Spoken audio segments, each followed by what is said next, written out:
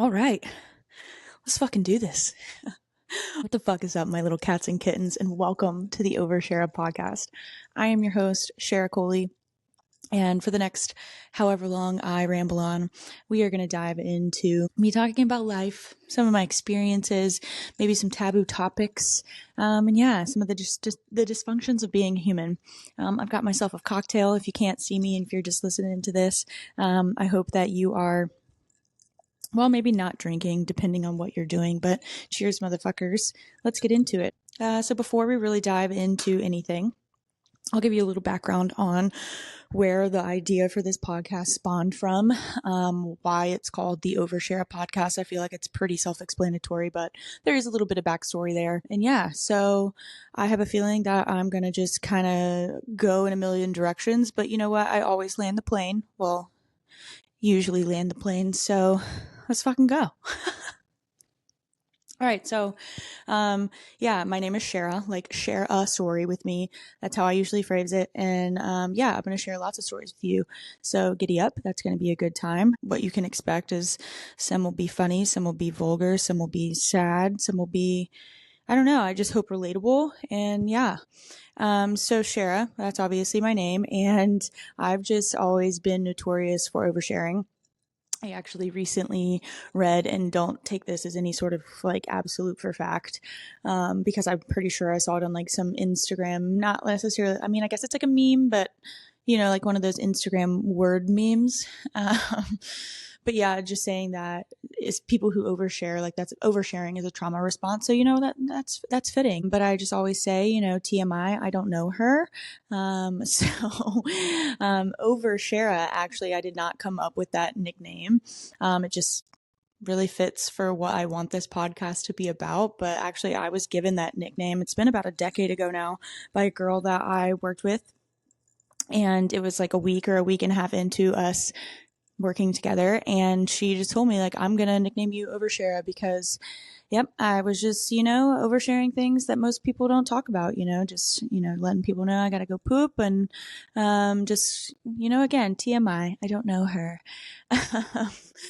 So yeah, so she called me OVER Sharra, and ever since it's like, well, honestly, it makes a lot of sense. My friends know me as that word, just like people know me as being very just open and, you know, very vulnerable. But I can be a little bit crass, and, you know, I can thank my brother and my dad for that. They definitely have some, like, it's not uncommon to be at the table with my family of the, you know, 3 times that we get together a year. Maybe I only go home once a year, but we will get there. But yeah, it's not uncommon to be sitting at the table with us and poop comes up, sex comes up, drugs come up. It's just like a very open conversation in my family. And I think that I'm actually the one to, I don't know if it's thank or blame for that.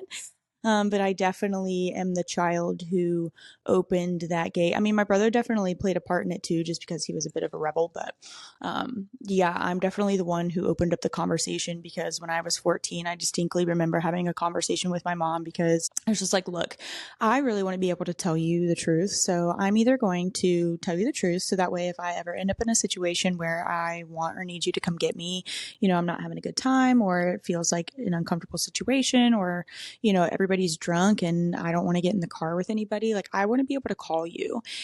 Because the other option is, and you know this is true, like kids are going to do what they want to do. Like, I mean, I guess some people have like super, super strict parents, but like the reality is that just wasn't my life. I had like no supervision. So it was just like, Mom, like I want to be able to tell you the truths. And that really just kind of opened the doors. And yeah, I just never backed off from sharing the truth. And that's how we got here. So yeah, OVER Sharra. I just have a knack to maybe share a little too much, but you know what? I think that that's what is a bit of my superpower, is because I'm so open and because I'm so vulnerable, it makes others feel comfortable to be open and vulnerable with me. And so, you know, for a long time, I used to think of it as this like negative thing about me. I actually thought that, you know, I'm never going to advance in my career because like it's like this part of myself that I'm not willing to budge on. Like, sure, I can understand my audience and I can be professional when I need to be, or button up one of my buttons a little bit more. But like when it comes down to it, I think I actually do really get nervous about that kind of stuff, because I'm like, ooh, like the you know, fuck comes out of my mouth every other word, and that's just been a part of my life all growing up. My dad has a really potty mouth. I mean, I definitely I was home recently and he was like, man, you make my potty mouth go to shame. And I mean, I don't even really realize it. But yeah, just growing up, I had a ballet teacher who my nickname was Shara Shit. And so, she used the F word. Like, it was just, Miss Sue, love you, Miss Sue. But yeah, so I've just always kind of had this very open and oversharing personality and thing about me. So that's a lot of where this comes from. And so what I want this podcast to be about, and I'll kind of get into a little bit of where the idea for this stemmed from and kind of what I hope that it becomes and all of that. What the fuck was I just talking about? See, this is...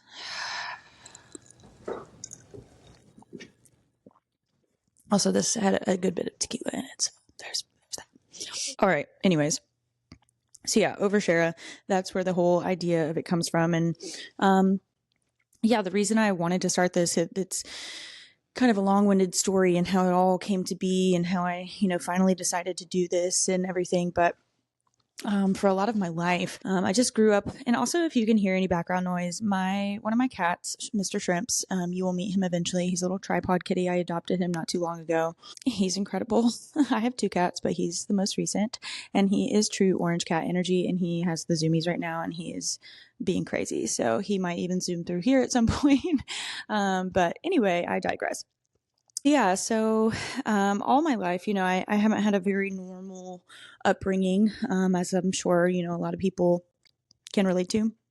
And so throughout my life, and in telling some of my experiences and understanding that, I guess, like, while I know I'm not alone, I guess what I've realized or come to understand as an adult is that my upbringing is very uncommon. And while I'm not like the only person who has had any sort of struggle or anything like that, I still want to acknowledge that, like, my upbringing was very, very different, and how that impacts me now as an adult and how it shows up for me, who I am, and why I am the way that I am. And it's just been a really interesting thing to learn. So yeah, so all growing up, when I've been like sharing my experiences, people have always made the comment of like, oh, you should write a book. And, it's always kind of crossed my mind of like, oh, like, I don't really know how that would come together. And the more and more I got to thinking about it, like, writing a book just doesn't feel authentic to me. Also, like, nobody knows who the fuck I am. So why would anybody read a book about my fucking life? It's like, yeah, if I'm going to write a book, it's because like people know who I am and they find me interesting already. So they want to understand, like, that just like nobody, nobody cares. And also, like, I want to preface this with like, I am well read in the sense of like, I do read, but like, I don't really read in that way. Like, when I'm reading things, I'm reading like informational books. Also, hi, this is Mr. Shrimps. Okay, goodbye. I read things like informational things, like things that are going to teach me something. I love to learn things about psychology and the brain, neuroscience, the body. I have a degree in nutrition, so I really enjoy learning about, like the book that I most recently, actually I'm finishing it up because I have a really bad habit of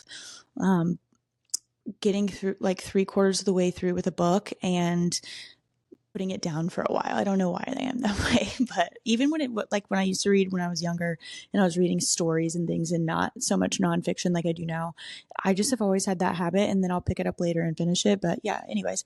So yeah, the book that I had been reading for a while and am now finishing is Why We Sleep. And it's just so interesting, to learn about the brain and understanding how sleep really just is the most important thing and all the things that it can cause. And anyway, so that's more of the type of stuff that I read. And for the most part, whenever I'm, consuming literature or anything like that, or it's podcasts, it's audiobooks. So this just felt a little bit more authentic to who I am and what I do. And so yeah, so that's why I wanted to start the podcast. But really kind of what set all of this in motion was there was this day that I was watching. It wasn't too long ago.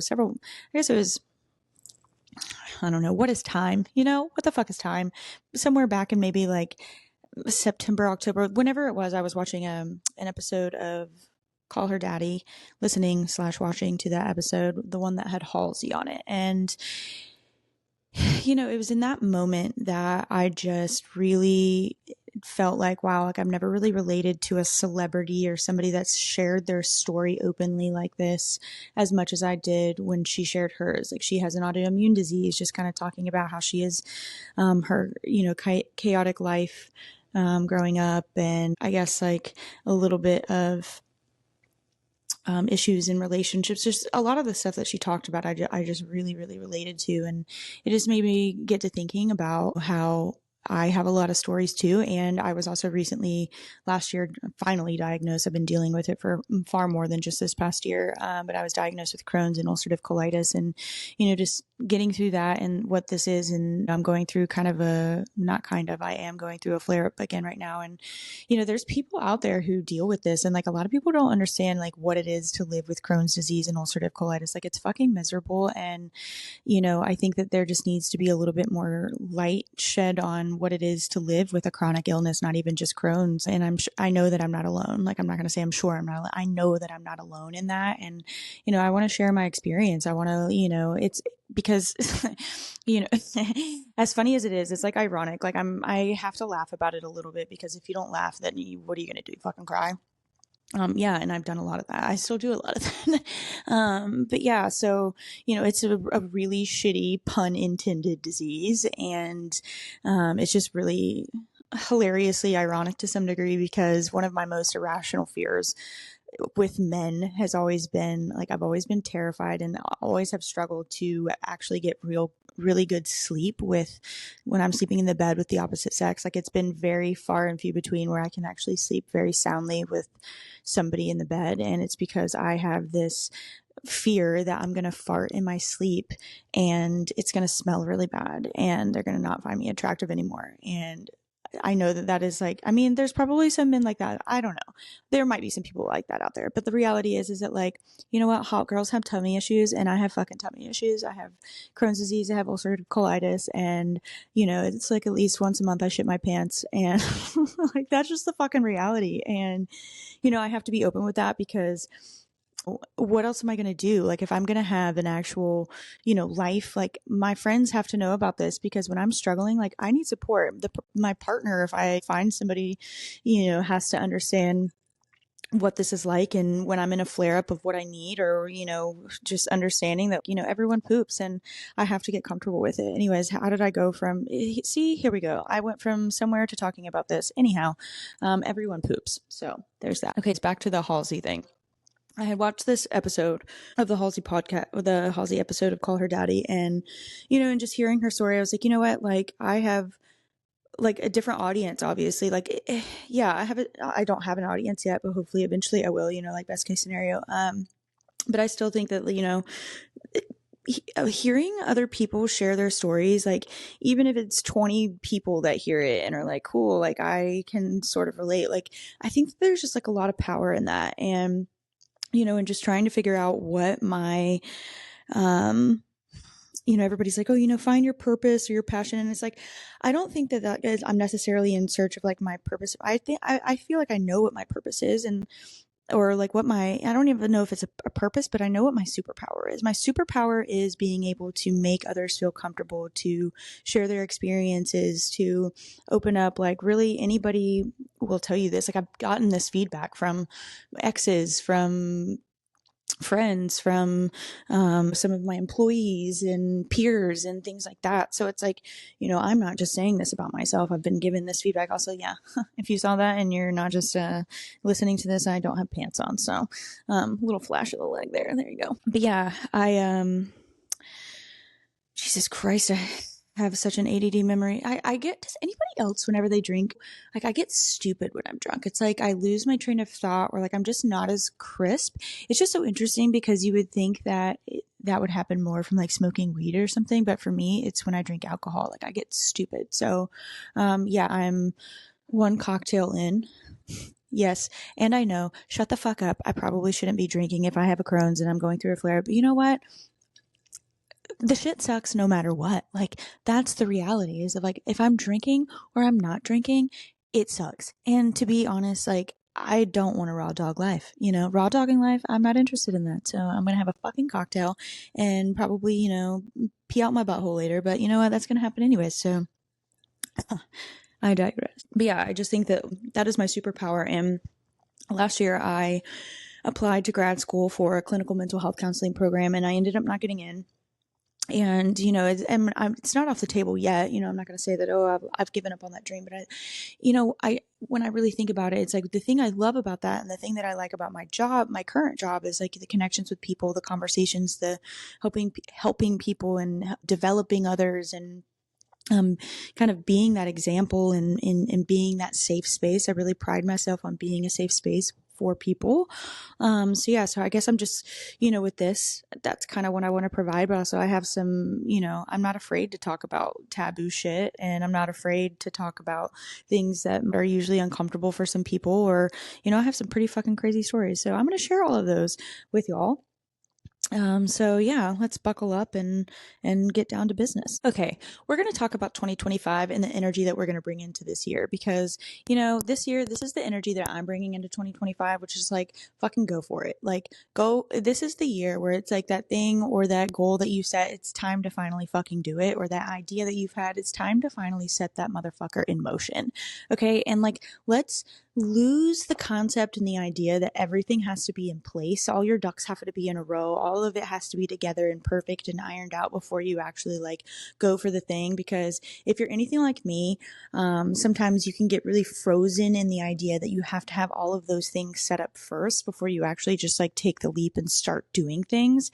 And so like this podcast is one of those things. Like I want to, like right now, my lighting, like what the fuck is even going on? Like you can see me. Yeah. Is it perfect lighting? No, I need another light back here. Like someone fucking help me. Okay. I've been Googling it, but you know what? At the same time, it's like, if I'm waiting for it to be perfect, I'm never going to start. And I don't need to have a new computer. I don't need to have the best editing software. I don't need to get a new camera. I don't need to have, all these things in place. Like I have this other mic that I actually ordered. They're great mics, and it works on like when I'm recording regular video, but for some reason when I'm recording on this app that is, I've found have been the most user friendly, like I'm a fucking beginner. I don't know what the fuck I'm doing, but you know what? I want to fucking start this. So this microphone that I'm using right now is literally from a Mardi Gras throw from the Tux parade. So shout out Tux. Thank you for this cutie. We love it. But yeah, so I just want to kind of throw that out there because I found myself even doing that when I was applying to grad school last year. I had a little bit of motivation just because I had taken a sabbatical after I was on a medical leave. I had been hospitalized that was when I got really, really, really sick. I'll talk about that at another time, but not really this episode. But yeah, I got really sick and was in the hospital. And long story short, I ended up taking a long medical leave and then took a 6-week sabbatical on top of that. So I was out of work or I didn't go back to work for close to 4 months. Yeah, it was great. But during that time, I just like had a lot of time to self-reflect and to really understand, what pieces of my life were like living in alignment with my values and what I want and who I am, and just really evaluating what was working and what wasn't working, and where I needed to really shift my focus and adjust my sails, so to speak. And it was just, this, I think, from a professional aspect, it's not that I, dislike, I work for a really great company. I do enjoy my job, but it's just, I think when I really look at it from like the long-term stance, or like who I am and what I'm really searching for is, a bit of freedom. And, at the end of the day, I have to just, I can get caught up in the, oh, well, what if it doesn't work? And I think there's a little bit of like potential shame and embarrassment of like, oh, you tried this thing and it didn't work. And what are people going to think of you? And, like it doesn't fucking matter, because what's going to matter more is if in 2 years I never fucking tried. And then I'm like, oh, and then it's, same thing with grad school. It's like, oh, well, I can get caught up in the, I'm older and and it's like, cool. Well, like, why don't you worry about that later? Like you have right now I'm 30, I'll be 37 in 2 months. That's kind of crazy. 3 months, February, March, 2.5 months. So kind of crazy. And you know what? Like, even at 37, I still have so much time to work. And so my mindset is like, well, I still have so much, if I'm, I guess, lucky to continue living. I guess that depends on the state of the world, if you consider yourself lucky. But yeah, you still have so much time, and like what you do for your job or what you do for your passions and things, like that is such a big chunk. I don't ever want to be defined by what I do, but I mean, your work, if you work, or, what you are passionate about, like that's such a big chunk of your life. And I just, I think I'm in search of a little bit of, something else, and something that just aligns a little bit more with what I want out of my life. And again, like, I have to really just evaluate it. Like, worst case scenario is that this doesn't really go anywhere, and it's just a little hobby and a project that I learned how to do, and I get to just talk and share, and maybe 30 people listen. Who knows? Maybe not even that many.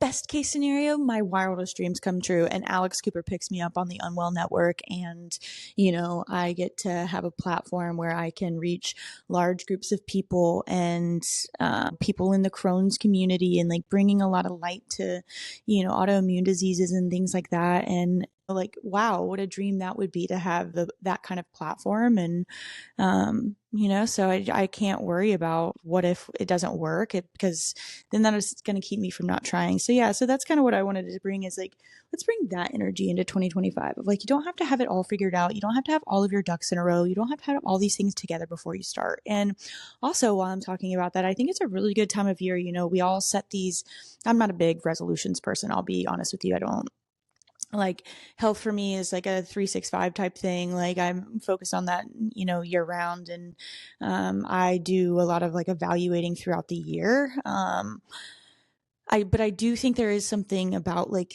the freshness of a year to feel like, okay, like almost like that little kick in the ass. But I think it's also a really good time of year to do a little bit of reflecting, and to slow down a little bit, and to kind of think about like, what did you do in the last year, in 2024, that you're really proud of yourself for? Or like, what did you set out to accomplish, or what things did you accomplish that maybe you didn't even plan on, that you can acknowledge yourself for? And then on the other hand, where can you maybe assess some things that you said you wanted to do, or some goals that you had in mind, or whatever it was that you didn't accomplish, and why? I feel like this time of year is obviously one of the most common resolutions is, health. Like, I want to lose weight, or I want to clean up my diet. I want to exercise more, et cetera, et cetera. And, a lot of times people fail because they try to do all of it all at once, when like it doesn't even fit how they enjoy living their life. It's like these, when people come, when I was, doing nutrition coaching and training and stuff like that, I've always taken the approach of like, okay, well, if you enjoy to go out and have drinks with your girlfriends for happy hour every Friday night, saying that you're going to never drink, like that you can't have alcohol in your diet, or like if you're the kind of person who like a couple nights a week, you and your partner like to have a glass of wine at home, or like whatever it is that you alone like to have a glass of wine or a cocktail, a couple nights at home, like that would be so silly to be like, oh, okay, now I'm not going to drink. Well, that's not going to support you, and that's not going to be long term. It's like the same thing of like, oh, all of a sudden you're just magically going to start working out at 6:30 in the morning, but you don't even wake up at 6:30 like normally. So it's like, be realistic, like really assess like, okay, where is it aligning with who you are, and like what your actual values are, and how can you like take it a little bit slower? So, or like have like a little bit more tangible and more accomplishable goals, so that doesn't feel so overwhelming and that you end up quitting. So again, I'm just using the health example because it's the easiest one to talk about and relate to. But it'd be like, okay, well, if your goal is to start working out before you go to work in the morning, like you want to start creating that habit, instead of being like, okay, starting on Monday, I'm going to get up every morning and go to the gym for 6:30. It's like, okay, how about you say 2 days that week you're going to get up and go to the gym for 6:30. And same thing with diet. It's like, instead of being like, oh, well, I'm just going to completely go from this to that 180 overnight, and all I'm going to eat is fucking chicken and broccoli and oatmeal and almonds and, all the shit that they tell you on no carbs, keto, which is fucking terrible. Don't even get me started on that. I will fucking go crazy. Anyways, all these stupid fucking diets and what I eat in a day, stupid shit. And you're just going to magically go from being a snacker to not snacking anymore. Like, come on, that's not realistic. And like, stop focusing on these fucking people on Instagram who are telling you about these, they're fucking lying to you. I can tell you, like, yes, they probably do live somewhat of a healthy lifestyle. Listen, as someone who has a degree in this and who also struggled for many a years with an eating, like really bad eating disorder, all of that shit is bullshit. And it's sad actually how much misinformation is out there about nutrition. But anyways, yeah, so like really take this time to evaluate what went well, what didn't go well, and what can you maybe apply to these new goals, or maybe you renewed the goals that you had last year that you didn't accomplish. How can you apply that to whatever you're trying to accomplish? And again, not meaning that all the conditions have to be perfect, because if you're waiting on the conditions to be perfect, it's never going to fucking happen. Okay. Like this is like case in point. Like I don't have all of the right quote unquote equipment. I don't really know what the fuck I'm doing, but you know what? I want to do this. And so I'm just fucking going for it. And, you know, I can use again, like when me applying for grad school, I waited so long to apply to grad school because in my head, I was just like, well, what happens whenever I get to the clinical portion and all the internship portion? And, you know, how am I going to work a full-time job and do that and pay for it and blah, blah, blah. Bitch, you got to get accepted first. I'm over here worrying about fucking letter Z and I haven't even made it past A. So, you know, I think that in some cases it's like, yeah, you need to have a little bit of a plan, like make, you know, a little calculated risk. We love a calculated risk. I'm a calculated risk kind of girly. I am definitely not, I can be sometimes spontaneous, but I would not say that I'm a very spontaneous person, which is really funny because I'm an Aries, and while I do believe that there is some truths to zodiacs and what, you know, when you were born and all this kind of stuff, that is like the one part of what they say about Aries is that like I don't like Aries don't like routine.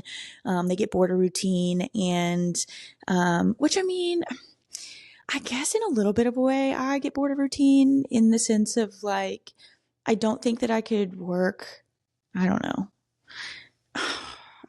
I get torn on this because in some cases I'm like, oh, I could work a pretty consistent. I would love like a 7 to 3 if I had to do like a regular job. But in all honesty, like I would love to just do this. I would love to just do this from the comforts of my couch, with my kitty cats laying in my laps, and yeah, having a cocktail, a little extracurriculars, if you know what I mean.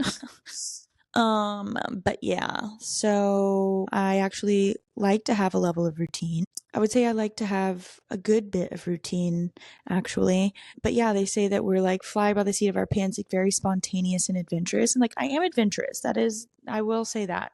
I'm not afraid to travel alone. I love traveling alone, actually. I like doing a lot of things alone. But yeah, I am not spontaneous.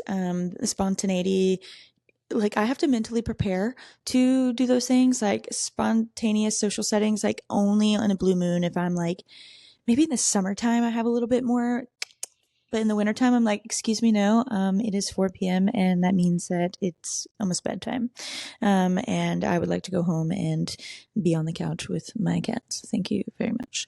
So yeah, so that's a little bit about me. Okay. So let's get into, exactly how the concept of this podcast spawned. So, as I mentioned earlier, I had watched the episode of Call Her Daddy with Halsey, and she had talked in that episode about how there's a lot of her life that she feels like there's just like chunks of time that she just doesn't really, she doesn't have a lot of memories. And I was just like, man, like I know exactly what she's talking about. And when my friends are telling stories of their childhood, but really I think I noticed it the most with the guy I dated last, my ex, he would always tell me stories about, you know, growing up and, you know, just very vivid experiences and all these, with all this detail he was recalling. And, you know, I've just always never really been able to, like, I don't remember a lot of my life like that. And the things that I do remember are certainly not super happy memories.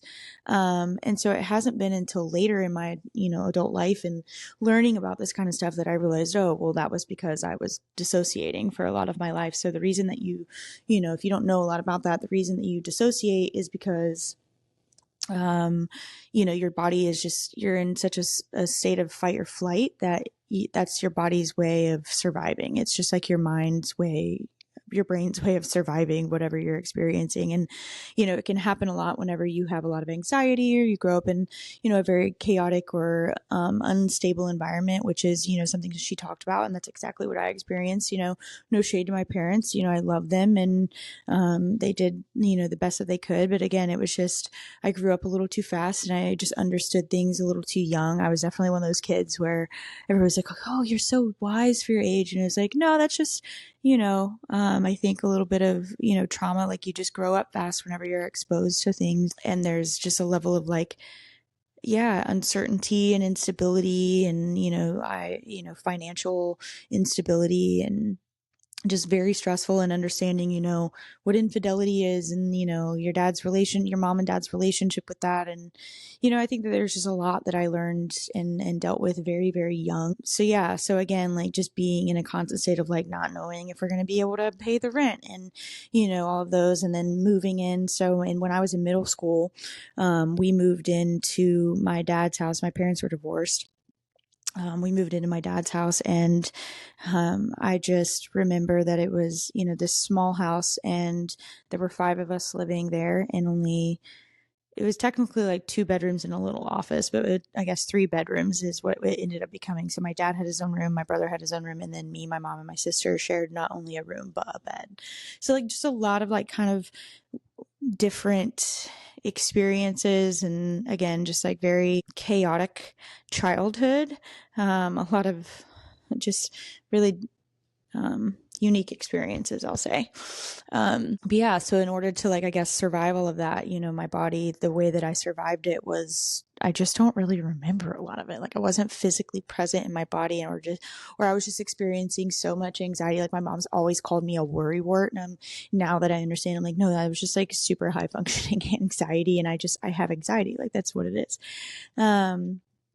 So yeah, so in hearing her talk about it, I was like, man, like that's exactly what I feel. And it just really brought about, kind of this memory. So there was this night that we had gone out, a group of friends and we had gone out to the Jungle concert. Also, if you've never seen Jungle live, shout out. They're fucking amazing. I saw them at Red Rocks. I've seen them long time ago. They came and performed here in New Orleans, but I saw them in Red Rocks, at Red Rocks this past year, and again, in New Orleans in October with a group of my friends. So like we had gone all gone out.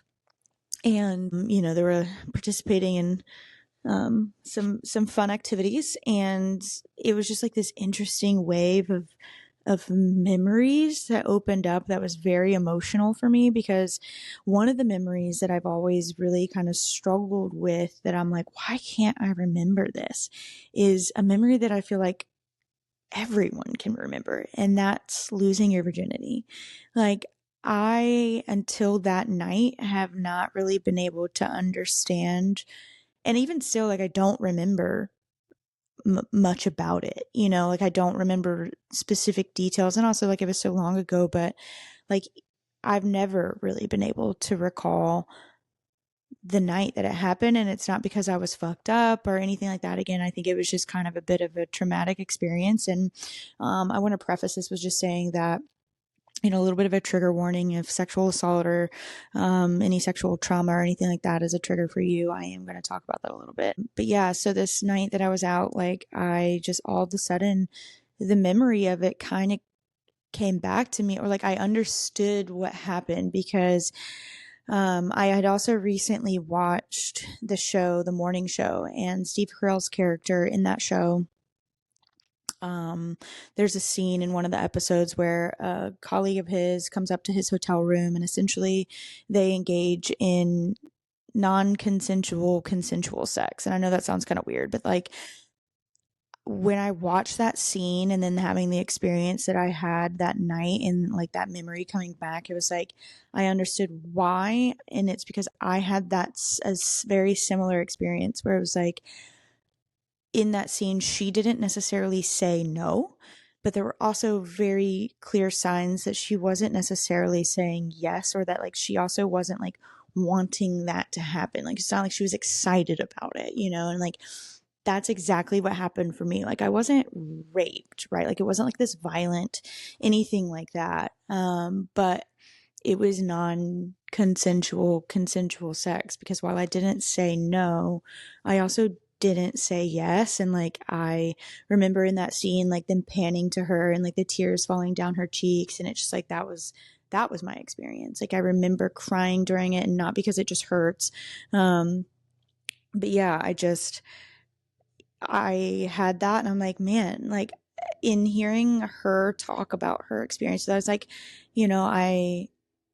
there's stories that I have, and like, it just all kind of clicked. And I was like, okay, well, this is the platform that I feel like I want to talk about that kind of stuff up, and talk about that kind of stuff on, and share my experiences, because, the more people in the world that feel like they have others to relate to, I think that that's just, such a powerful thing. Like, community is such a powerful thing. And I don't think I understood the gravity of community and friendship, and, people showing up for you. Like, it was just until last year, whenever I was hospitalized, like the just outpouring of people from far and wide who just reached out to me and let me know that they were thinking about me and supporting me, or sent me a card, or, an Uber Eats gift card, or a flower, or, anything like that. Like, it's just, man, like, community is just so, so, so important. And I think that while, the internet can be this really evil and scary place, it can also be this really positive way to reach an entire world and communities of people that you wouldn't otherwise be able to. And I think that there's something really special about that. And,